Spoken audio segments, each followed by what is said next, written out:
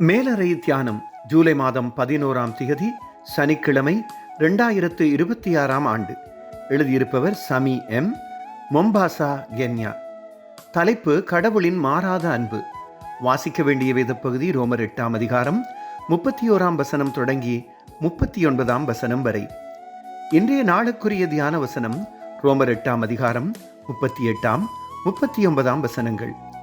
மரணமானாலும் ஜீவனானாலும் தேவ தூதர்களானாலும் அதிகாரங்களானாலும் வல்லமைகளானாலும் நிகழ்காரியங்களானாலும் வரும் காரியங்களானாலும் உயர்வானாலும் தாழ்வானாலும் வேறெந்த சிருஷ்டியானாலும் நம்முடைய கர்த்தராகிய கிறிஸ்து இயேசுவில் உள்ள தேவனுடைய அன்பை விட்டு நம்மை பிரிக்க மாட்டாதென்று நிச்சயித்திருக்கிறேன்.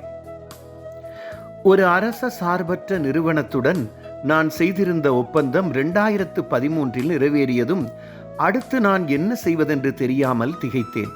கைவிடப்பட்ட நிலைமையில் எதிர்காலம் இருண்டது போல உணர்ந்தேன். 50 வயதாகிறது. கடவுளும் என்னை கைவிட்டு விட்டாரோ என்று நினைக்கத் தொடங்கினேன். ஒரு நாள் ஒரு கிறிஸ்தவ நிகழ்ச்சியை தொலைக்காட்சியில் பார்த்து கொண்டிருந்த நேரத்தில் பேசியவர் வாசித்த இன்றைய மகுட வாக்கியம் என் உள்ளத்தின் வெறுமையை நிரப்பியது.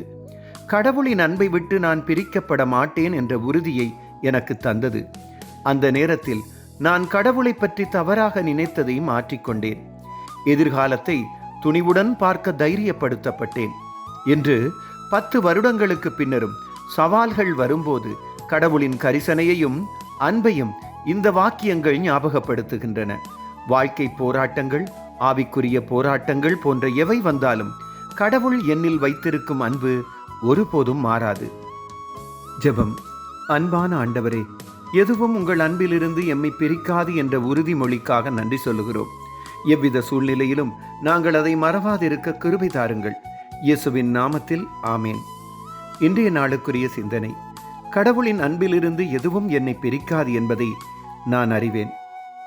ஆண்டவருடைய அன்பும் இரக்கமும் அவரது பிரசன்னமும் இந்த நாளில் உங்கள் அனைவரோடும் கூட இருப்பதாக.